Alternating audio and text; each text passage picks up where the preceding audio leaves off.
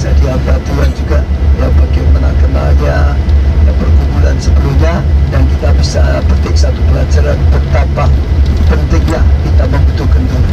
Mari Indri, maju ke sini Indri. Duduk seperti tadi. Ya, ini Pak Pendeta Andri, itu sudah berita pertanyaan yang berian.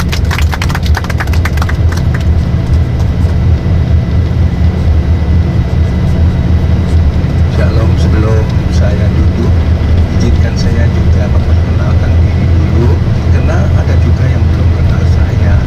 Nama saya Andreas Andrianto, dan oleh kenalan Tuhan, saya diizinkan pada saat ini untuk boleh bersama-sama dengan tim rombongan yang tur ke Shanghai dan Beijing. Jadi kerinduan dari Bapak Ubaja tadi ngobrol-ngobrol waktu breakfast. Jadi nanti tolong saksikan bagaimana pertobatan saya terjadi. Jadi persis umur 40 tahun, saat kala itu saya bekerja di suatu perusahaan Czech produk, yaitu produk dari Polandia. Dan secara materi saya rasa saya udah diberkati dengan luar biasa. Suatu hari saya bertemu dengan customer saya. Ya, waktu itu saya kenal dia pengusaha yang gigih dan luar biasa sekali, yang namanya Tanto Chen Osing, yaitu Pak Ubaja Tanto Setiawan. Heran, setiap saya berkunjung itu bukan disuguhi makanan atau teh, tapi disuguhi firman Tuhan.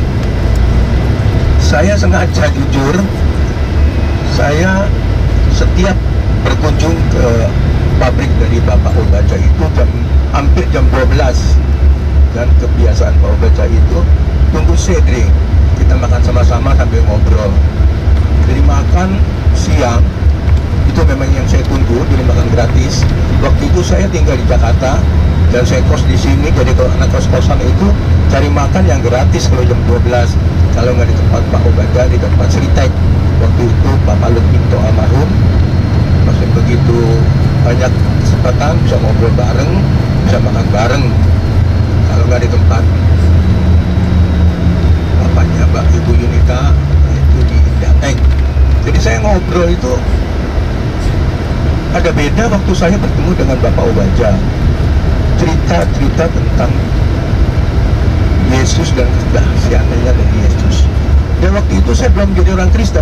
Jadi waktu mendengar nama Yesus itu saya pikir ya, daripada langsung makan gak ada cerita ngobrol, ya saya dengerin cerita pribadi yang bernama Yesus itu. Tapi Allah luar biasa.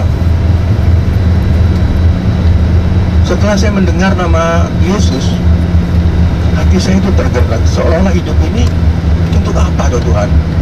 Saya tahu Tuhan, tapi Tuhan yang mana yang saya sembah? Tuhan mana yang saya harus berterima kasih? Dari saya setiap hari itu Tuhan izinkan saya kena penyakit bingung. Rasanya bingung, merasa bersalah, merasa berdosa. Setelah diberkati kok nggak terima kasih. Sampai saya itu di rumah sedia cat besi sama cat tembok.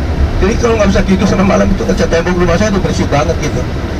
Kalau nggak di pagar, dicatin terus diulang lagi.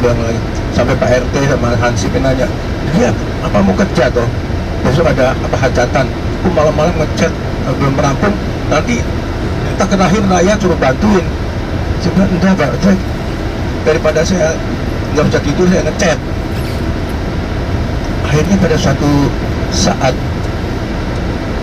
saya rasakan saya perlu tahu siapa itu Yesus.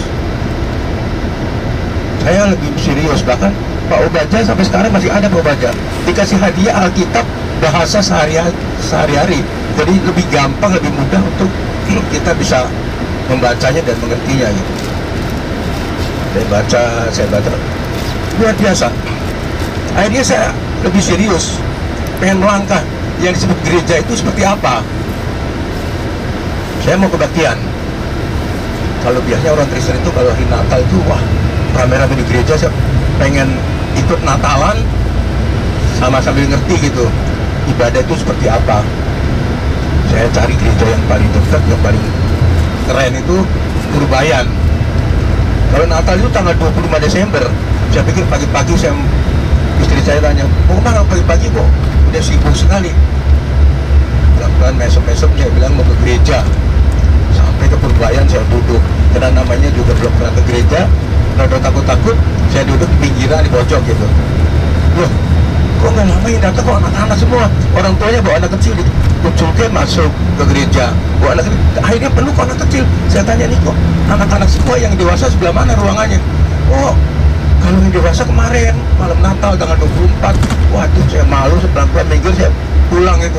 Saya pikir menjadi orang Kristen kok susah, ketemu ibadah pertama sama anak-anak kecil-kecil gitu.